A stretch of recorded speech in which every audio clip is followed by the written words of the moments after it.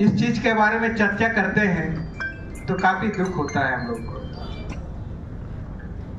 तो बस हम सब लोग आप सबके साथ में जाने के लिए तैयार हैं, हर संभव हर जगह हर उस जगह पे जाने के लिए तैयार हैं। हर समय हमारा कोई टाइम लिमिट नहीं होता है कि आपका 9 से 5 आपको काम करना है।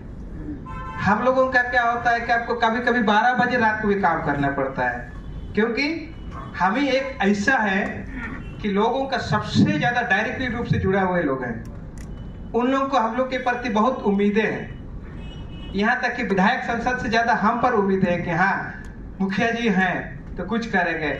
एम्बुलेंस का व्यवस्था करना है, मुखिया जी है। किसी को जन्म प्रमाण पत्र बनाना है, मुखिया जी है। किसी को वृद्धा पेंशन कराना है, मुखिया जी है। कोई अगर बीमार हो गया तो एम्बुलेंस का व्यवस्था करना, मुखिया जी है।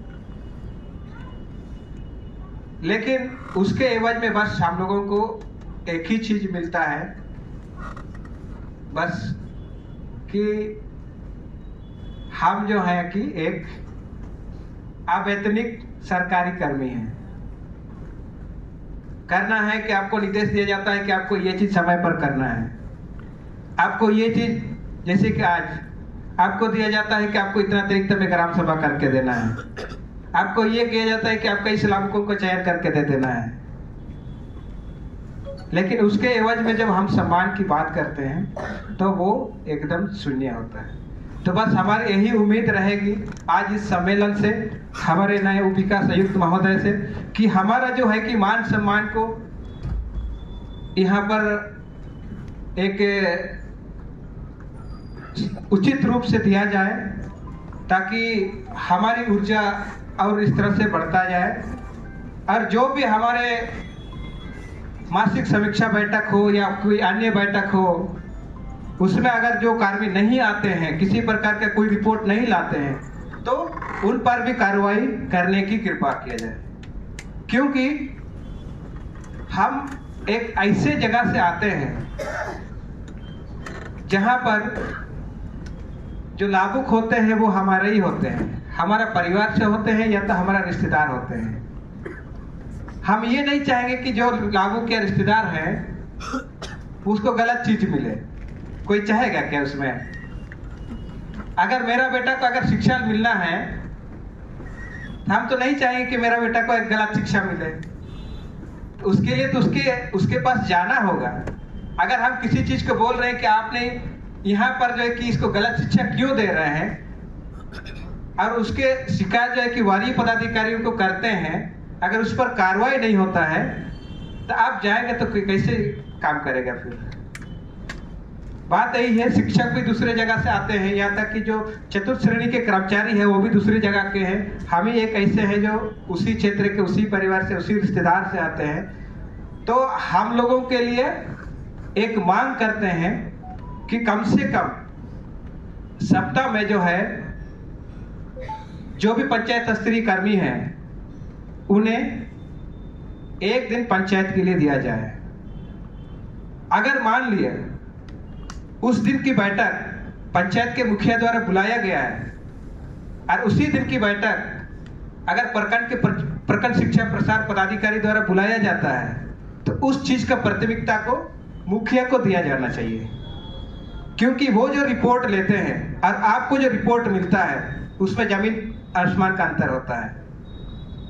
आप उस चीज को नहीं देखते हैं, और मुखिया जो है कि उस चीज के रिपोर्ट को अच्छी तरह से वाकिफ है। हो सकता है कि उस दिन वो जो रिपोर्ट को दिया जा रहा है उस चीज के बारे में उस दिन निरीक्षण करके आए हैं, और आपको जो है कि जो एक कागज में होता है आपको उस चीज को दिखा रहा है जो कोरम पूरा किया जाए। और शून्य ड्रॉप आउट की बात होता है। हम लोगों ने उसके लिए एक अच्छा सा एक कैंपेन निकाले हैं कि जितना भी पंचायत स्तरीय कर्मी है लाभुक वही है। अगर मनरेगा की दृष्टिकोण से देखा जाए तो वो एक मनरेगा मजदूर है। पीडीएस की नजर से देखा जाए तो वो एक राशन कार्डधारी है। वहीं अगर मान लीजिए कि शिक्षा विभाग की ओर से देखा जाए तो वो एक अभिभावक है। जीएसएलपीएस की नजर से देखा जाए तो वो एक लाभुक है। तो मतलब आदमी हम लोग पहुंचाना एक ही को है। शिक्षा विभाग भी एक ही के लिए काम कर रहा है, स्वास्थ्य विभाग में उसी के लिए काम कर रहा है। तो हम लोगों ने एक चीज किए हैं कि सप्ताह में एक दिन हमारे किसी सारे विभाग, शिक्षा विभाग से हो गए, वहाँ के शिक्षक हो गए, जो भी संबंधित कर्मी हो गए, JSLPS से हो गए, NGOs के हो गए, स्वास्थ्य विभाग के हो गए, तो सभी लोग मिलकर के एक गांव में जाना है। वहां पर मान लीजिए कि किसी बच्चा का अगर शिक्षक के नजर में है कि वो इतना दिन से बच्चे स्कूल नहीं आ रहे हैं, तो वहां पर उसके बच्चे उपस्थित होंगे, उसके गार्जियन आएंगे तो क्या होगा कि हम लोग वहां पर बोल सकते हैं। हो सकता है कि उसका शिक्षक के साथ या फिर उससे संबंधित उसको ज्यादा इंटरेस्ट ना हो, अगर किसी राशन दुकानदार से अगर होता है कि नहीं आपको स्कूल भेजना है, उसका बात को मानता हो, तो शायद वो वहां पर जो है कि स्कूल में बच्चे को जा सकता है। तो इसमें हमारे लिए दुर्भाग्य की बात है कि शिक्षा विभाग से इसमें भागीदारी बिल्कुल शून्य है। हमने एक गांव में किया था जब शुरुआत में, उसमें 2 शिक्षक आए थे, बताए थे, लेकिन जब समीक्षा बैठक के बाद जो हमने 2-3 महीना का रिपोर्ट दिया शिक्षा विभाग को, उसके बाद उसके खिलाफ में कोई कार्रवाई नहीं हुआ। उसके बाद अभी कोई आना ही छोड़ दिया है। तो इससे हम लोग कैसे आप लोगों का सहयोग कर सकते हैं, इसमें हम जिला शिक्षा अधीक्षक से अनुरोध करना चाहेंगे कि हम आपके लिए कैसे काम करें तो हम लोग शिक्षा को बेहतर बना सकते हैं। हम लोग सदैव आपके सहयोग के लिए दिन रात तैयार हैं, बस चाहते हैं कि हमको भी उसके एवज में मान सम्मान और अधिकार मिलना चाहिए। बस इन्हीं चंद शब्दों के बाद मैं अपनी बातों को खत्म करता हूँ। धन्यवाद।